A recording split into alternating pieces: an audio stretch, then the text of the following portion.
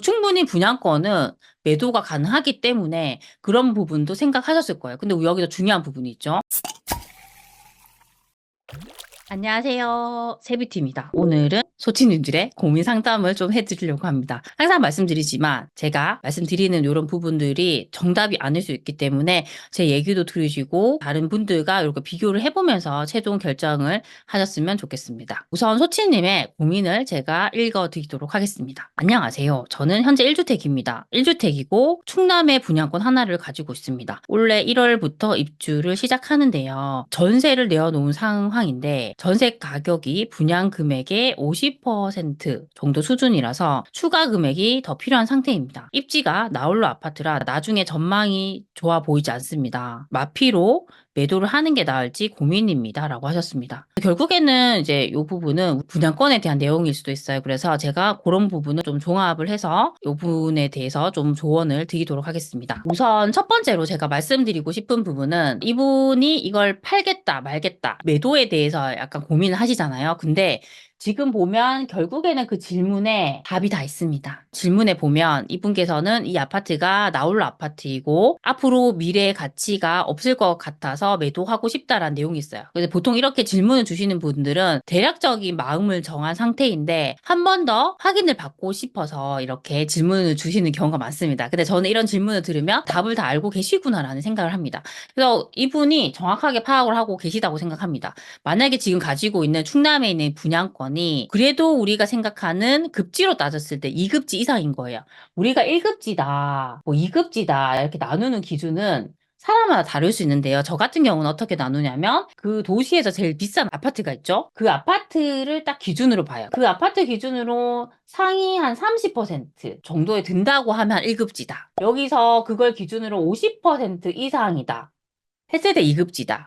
그렇게 판단을 해요. 그래서 그 2급지 이하인 곳들은 웬만하면 너무 입지가 떨어지기 때문에 보지 않으려고 합니다. 그래서 만약에 요 정도 급지다. 그래도 지금 갖고 있는 그 분양권이 이제 입주를 하는 위치가 좀 입지가 괜찮다라고 했을 때는 그거를 보유하는 것도 전략일 수 있습니다. 근데 이분의 얘기를 들어보면 일단 상품성이 떨어지고 나홀로 아파트고 별로라고 하셨잖아요. 그렇다면 일단은 중요한 거는 지금 생각하시는 것처럼 매도를 하시는 것도 방법이라고 생각합니다. 두 번째로 제가 조금 더 이렇게 말씀을 드리고 싶은 부분은 이렇게 분양권을 갖고 계신 분들 있잖아요. 그분들은 이걸 정말 중요하게 생각해야 돼요. 이 잔금에 대한 부분. 근데 많은 분들이 이걸 간과를 해요. 우리가 청약에 당첨이 된다거나 아니 분양권 산다 했을 때 보통 우리가 필요한 게 계약금이죠. 이 계약금은 보통은 분양가의 10%잖아요. 그쵸? 뭐 20%를 내는 곳도 있지만 처음에 요 정도 돈이 들어가죠. 분양권을 샀다고 했을 때는 여기에다가 프리미엄이 더 들어갔겠죠. 처음에 살 때 내가 요 정도 돈이 들어갔기 때문에 나는 요 정도 돈으로 내가 요 새 아파트를 가진 거야라는 착각을 하게 됩니다. 근데 결과적으로 봤을 때는 그게 아니잖아요. 잔금이 결국 있어요. 우리가 입주를 할 때 잔금을 치러야 돼요. 근데 보통 요거를 간과를 합니다. 그래서 문제가 발생하는 거죠. 우리가 계약을 하고 나서 중도금 대출을 받잖아요. 중도금 대출이 계속 실행이 될 때까지는 돈이 안 들어가죠. 그러다 보니까 더 간과를 하게 됩니다. 근데 입주를 할 때 이제 되면 그 분양회사에서 잔금을 며칠 때까지 다 갚으세요라고 하죠. 그럼 그때부터 발등에 불이 떨어진 거죠. 이 잔금 쳐야 되는데, 잔금 쳐야 되는데, 어떡하지, 어떡하지라고 갑자기 급박한 상황으로 바뀌게 됩니다. 아니면 이런 분도 있었을 거예요. 처음에 뭐 청약 당첨되거나 아니면 분양권 샀을 때, 나 입주하기 전에 나 매도해야지라고 생각한 분도 분명히 있을 겁니다. 충분히 분양권은 매도가 가능하기 때문에 그런 부분도 생각하셨을 거예요. 근데 여기서 중요한 부분이 있죠. 어떤 거냐면 이 매도가 안 될 수도 있다는 부분이죠. 특히 요즘 최근처럼 갑자기 이 부동산에 대한 수요가 없어지면서 거래가 안 되는 시장이 오게 되면요. 나는 이걸 팔아야 되는데 안 팔리는 경우가 발생하게 됩니다.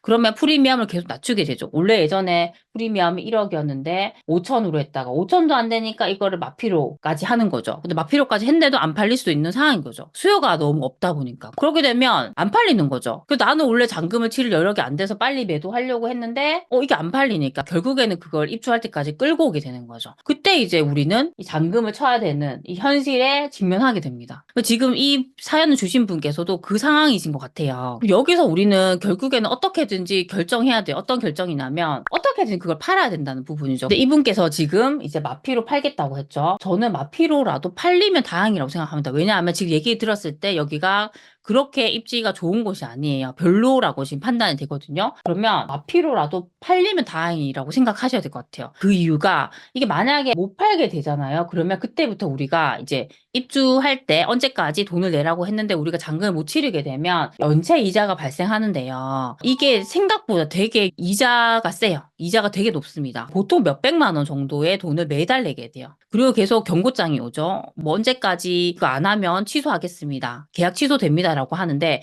차라리 이런 상황에서는 계약금을 포기하고 계약 취소가 되는 게 나을 수 있습니다. 근데 보통은 너무 이 부동산 시장이 안 좋을 때는 계약 취소를 다 해줘 버리면 이 분양회사에서도 손해를 보게 되잖아요. 그래서 그걸 안 해주고 계속 딜레이 시키는 경우도 많습니다. 그래서 언제 뭐 계약 취소가 되냐고 했을 때 확답을 안 주는 경우도 있어요. 그렇게 되면 나는 계속적으로 이 계약 취소도 안 되고 연체 이자를 내게 되는 그런 안 좋은 상황까지 발생할 수 있습니다.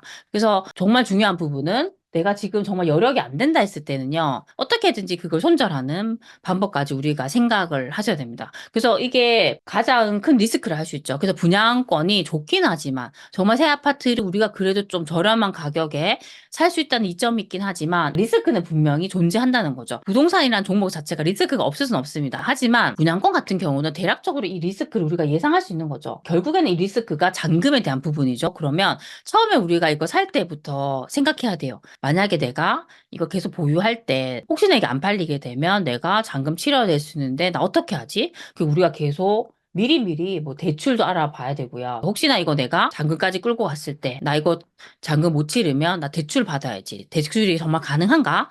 대출 이자는 얼마 내야 되지? 이런 부분에 대해서 계속적으로 우리가 체크를 하셔야 됩니다. 저 같은 경우는 항상 분양권을 살 때 저는 좀 장기적으로 봅니다. 처음에 살 때 내가 그래도 좀 똘똘하고 괜찮은 거 사서 소유권 이전 등기를 하고 조금 더 보유를 하자라는 식으로 접근하기 때문에 저는 항상 잔금에 대한 플랜이 있습니다. 그래서 분양권을 혹시 보시는 분들은 꼭 이런 부분을 감안을 하셨으면 좋겠습니다. 그래서 오늘은 분양권을 갖고 계신 1주택자 분에 대한 이제 상담을 해드렸습니다. 조금 제가 정리를 해드리면 분양권을 우리가 매수를 한다 했을 때는 보유에 대한 부분에 대한 플랜이 필요합니다. 이걸 언제 팔지, 입주 전에 팔지, 아니면 소유권 이전 등기를 할지에 대한 부분이 꼭 중요하고요. 정말 중요한 부분은 잔금에 대한 부분입니다. 내가 뭐 입주 전에 팔고 싶어도 안 팔린 경우가 있습니다. 그러면 결국에는 잔금을 치러야 되는 부분이 있죠. 그래서 이런 부분에 대해서 플랜을 갖고 대출도 알아보시고 전세가도 더 보수적으로 보시는 전략을 꼭 세우셨으면 좋겠습니다. 네, 오늘 제가 말씀드린 것들이 저희 소치님들에게 조금이라도 도움이 되셨으면 좋겠습니다. 그럼 우리